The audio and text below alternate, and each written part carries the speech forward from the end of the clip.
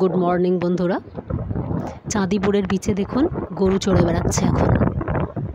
আর এদিকে দেখুন কীরকম সবুজ ঘাসও হয়ে গেছে। সমুদ্র পাড়ে এরকম আমি দেখিনি কখনো, এটা একেবারে প্রথমবার চাক্ষুষ করছি, প্রথমবার দেখছি।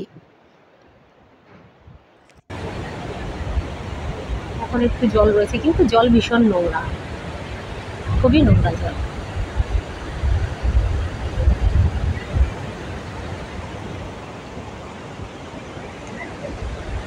পা ভেজাতেও ইচ্ছে করছে না, এত নোংরা।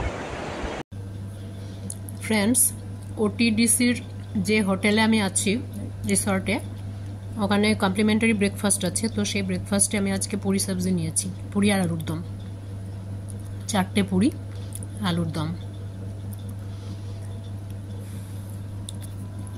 পুরি সবজির পরে এখন কফি।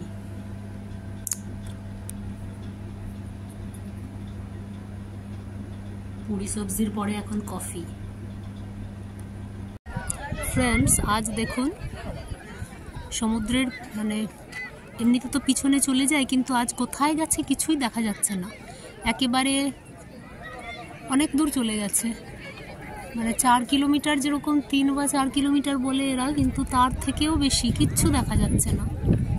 কিন্তু বলছে 7টার মধ্যে চলে আসবে জল, 7টা সাড়ে 7টার মধ্যে জল চলে আসবে। এখন একেবারে কিছুই দেখা যাচ্ছে না।